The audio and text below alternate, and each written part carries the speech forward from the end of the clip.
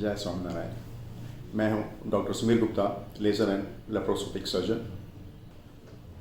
आज हम बात करेंगे कि हमें बवासीर ना हो इसके लिए हम किन बातों का ख्याल रखें।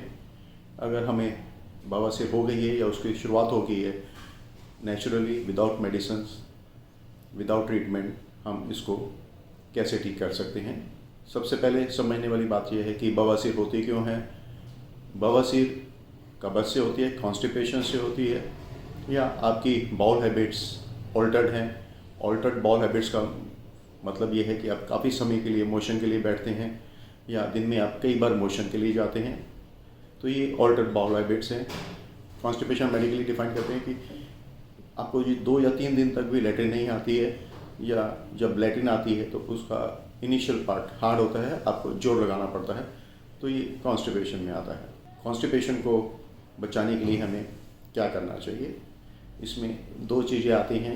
एक तो आपका शारीरिक व्यायाम, शरीर को ठीक रखना है, और शरीर के अंदर जो जाता है भोजन, खाना किस प्रकार का रहना चाहिए। इसमें 2 बातें हैं।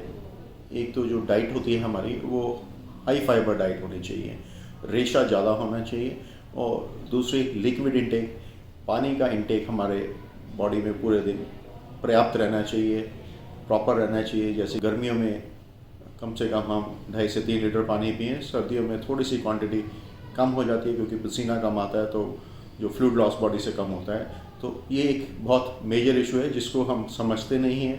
लोग समझते हैं तो उसको अप्लाई नहीं करते हैं, ये बहुत ज़रूरी है।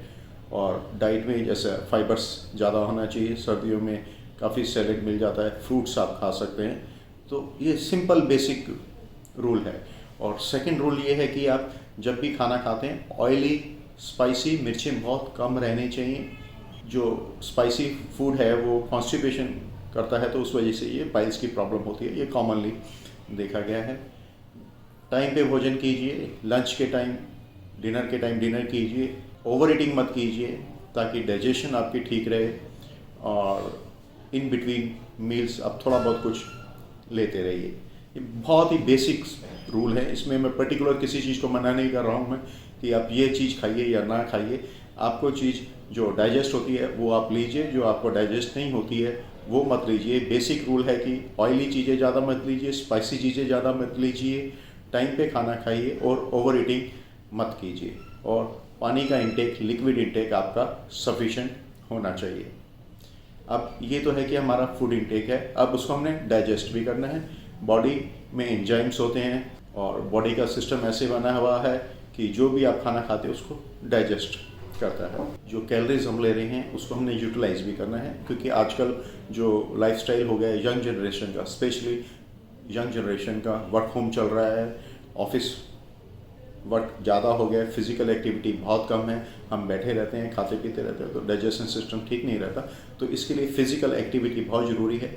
जितना आप समय निकाल सकते हैं अपनी बॉडी के अनुसार, समय के अनुसार कुछ एक्टिविटी करना बहुत ज़रूरी है। वॉक हो गया, जॉगिंग होगी, योगा हो गया, और जिम हो गया, कुछ भी एक्टिविटी हफ्ते में 2 या 3 दिन फिक्स करके उसको करना बहुत ज़रूरी है।